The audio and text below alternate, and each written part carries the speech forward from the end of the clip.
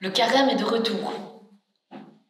Accueillons ce temps offert pour nous arrêter et nous remettre en question, pour stopper le rythme infernal de nos vies qui vont trop vite et pour reprendre souffle.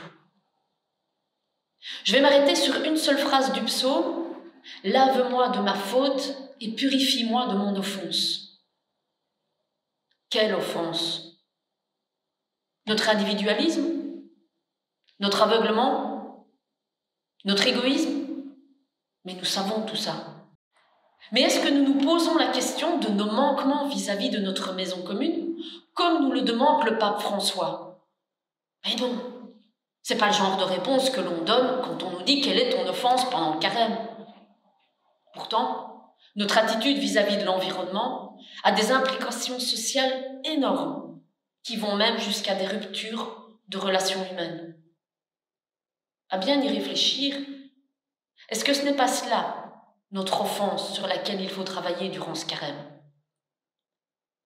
Les évêques de Belgique ont mandaté Entraide et Fraternité pour, durant le carême, nous éveiller et nous mettre en questionnement par rapport aux grands problèmes mondiaux, comme par exemple la justice climatique. Parce qu'il faut quand même bien se dire que les plus pauvres de la planète sont toujours les premières victimes et ce sont eux qui sont les moins responsables et les moins pollueurs. Alors ne nous cachons pas comme les apôtres au moment de la multiplication des pains qui disaient ne pouvoir rien faire. Jésus sait toujours que nous avons au moins 5 pains et 2 poissons. Alors chacun à notre niveau, nous pouvons faire un pas pour changer nos attitudes et nos comportements. Et cela tant de manière individuelle que collective.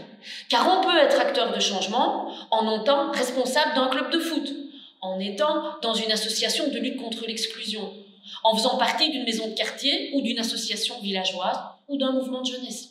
Je nous propose, à vous et à moi, durant ce carême, de prendre ce péché, cette offense en face, d'oser l'analyser et d'oser analyser nos actes et nos réflexes au quotidien. Nos déchets, notre alimentation, notre consommation, la manière dont nous allons préparer nos jardins et potagers, nos jardinières et nos parterres. Quelles semences allons-nous utiliser? Quel engrais allons-nous utiliser? Commençons ce carême avec le sourire et nous comprendrons que l'engagement chrétien est possible et est source de grande joie.